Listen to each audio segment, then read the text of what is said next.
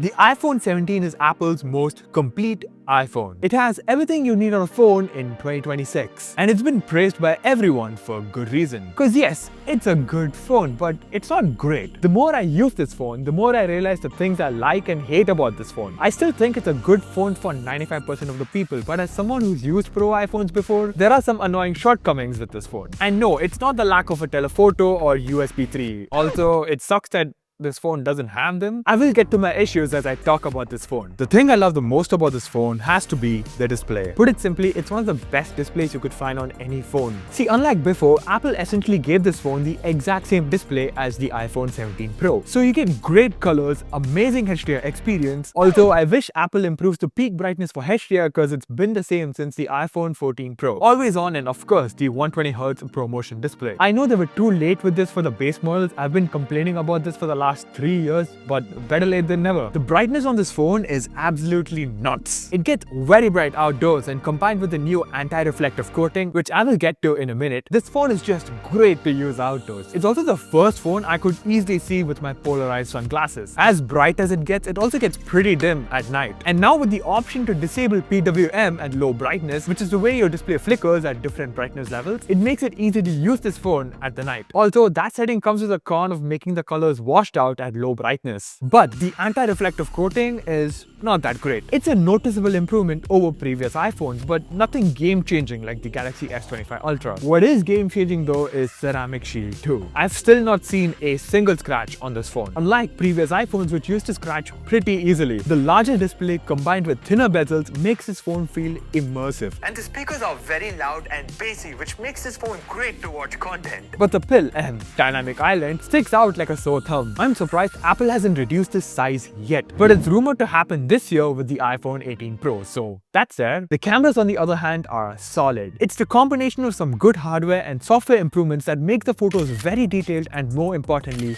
consistent. Apple has also tuned down their aggressive sharpening compared to years prior. It's noticeable with the 2x digital crop, where it's much more natural and cleaner than before. Add to that, portrait mode has much better edge detection and details as well. As always, it does very well at low light and handles dynamic range well. And also the ultra wide, while it does get you good results in many scenarios, it struggles a lot at low light and has some weird vignetting too. Video is great as always, you can't go wrong with it. The mics are pretty solid too, but Apple hasn't still fixed the lens flare issue at point light and low light, which has been present since the iPhone 12.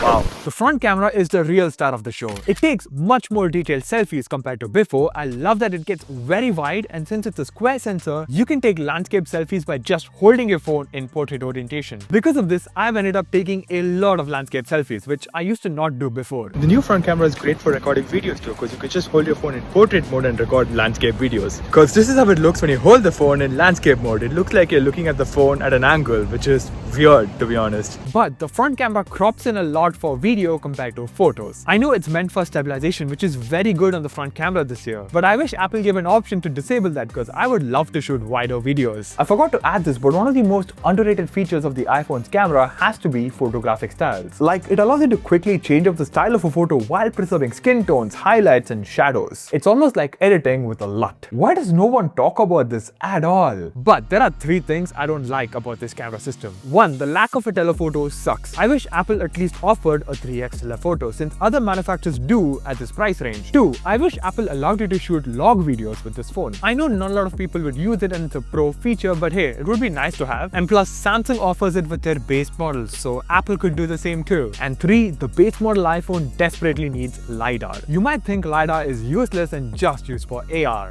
but it helps a lot with autofocus. And I've noticed that this phone struggles a lot to focus on low light. But you might say, well, the iPhone 17 Pro has all of that, so I should have just gotten the 17 Pro. Yes, but the main camera on the 17 Pro has an awful minimum focus distance, which Apple hasn't fixed since the 14 Pro. I often use the main camera for close-ups, and the 17 does a much better job than the 17 Pro. The addition of a telephoto is great on the Pro, but it also has an awful minimum focus distance, which is annoying when you're trying to take images of something close. Yes, the 17 and 17 Pro can take close-ups with the ultra-wide, but the quality is much worse compared to the main camera. By the way, other phones with similarly large sensors to the 17 Pro don't have this problem. So yeah, I really hope Apple fixes this with the iPhone 18 Pro. But overall, the cameras on the iPhone 17 are good. They do the job really well. Moving on to design, it's pretty simple and minimal, which is nice. I like that the camera bump doesn't really come in the way while you're holding the phone, but the phone is pretty slippery to use without a case. The phone is light, but I wish Apple made the phone a bit more thinner because it's pretty thick for its size. But you know what else would be enlightening? A sub to this channel. I don't know why I came up with that. Camera control is alright. I just use it as a glorified camera shortcut at this point. I wish Apple let you add multiple actions to the action button, because I recently noticed that the Apple Watch Ultra can do it with its action button, but not the iPhones yet. The thermals with this phone have been fine, but not as great as the iPhone 17 Pro with its vapor chamber. Thankfully, it doesn't really get that hot with prolonged use outside. It also doesn't dim the brightness as much when it gets hot, so it's fine for now, but it would be great to have in the future. Speaking of thermals, even though the A18 to A19 isn't a huge performance jump, the new GPU helps a lot with gaming and AI tasks. The GPU on this phone is much better than even the iPhone 16 Pro. But we still don't have any impressive Apple Intelligence features though. I know it's coming soon, but I had to make that joke. One thing to keep in mind is that the iPhone Air and iPhone 17 Pro have 12 gigs of RAM compared to 8 on the iPhone 17. It won't matter a lot now because 8 gigs of RAM is plenty good on iOS. But down the line, it's most likely going to be a differentiating factor for more advanced Apple Intelligence features or whatnot, if that matters to you. But I'm glad that this phone starts with 256 gigs of storage. That's just a much needed improvement. And that storage is much faster too. It makes the phone a lot snappier. Tasks like installing apps happen so quickly compared to before. But it sucks that Apple is still sticking with a USB 2 port on this phone. It doesn't really affect me much because I don't really transfer files by plugging in my phone, but it sucks when I'm trying to transfer files from my SD card or SSD. Apple's N1 chip is pretty good with handling Wi-Fi and Bluetooth reliably compared to older iPhones, and AirDrop has never dropped out randomly with this phone. Huge improvement. Cellular is good, no complaints in that regard. I did notice calls with this phone have been crystal clear and better than older iPhones. But all these performance improvements and whatnot are useless thanks to iOS 26. I'm surprised that even the iPhone 17, yes, Apple's latest phone, has issues with iOS 26. There's a lot of stupid bugs, random stutters, and it just lags out of nowhere. Like, the phone's hardware is great, but the software experience really pulls it down for me. It's gotten to a point where iPhones are almost unreliable. Like, there's an alarm bug that Apple hasn't fixed in 2 years, where somehow your alarm sound is at 0% volume, and you will have no idea about it unless you check your ringer volume. Yikes. Apple just has to make iOS stable. Like, we don't need more features, just make iOS reliable like before. And iOS 26 also affects the battery life, because I had great battery life with iOS 26.1, but 26.2 made it horrible. And now 26.3 is pretty good, and I hope it stays this way. Anyways, on average, I get 7 to 8 hours of screen on time with this phone. This phone lasts a whole day easily. Sometimes I'll have enough battery to use the phone for more than a day, which is impressive. But I feel this phone could do even better with optimization down the line.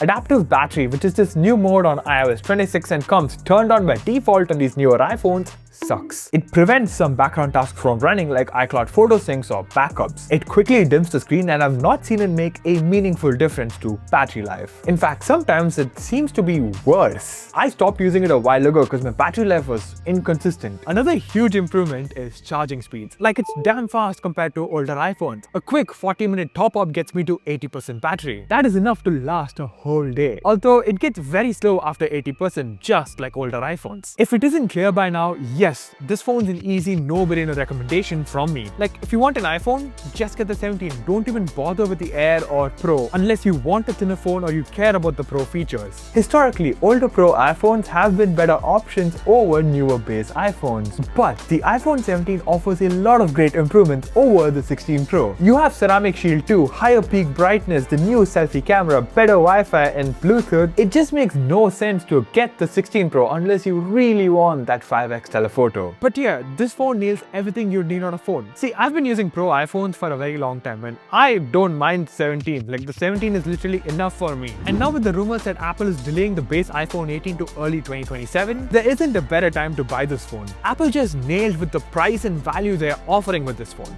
Before I end this video, if you've been watching me for a while, you might know that I've not been uploading much. But I'm gonna try my best to make more videos in these coming months. But until then, YouTube thinks you'll like either of these videos.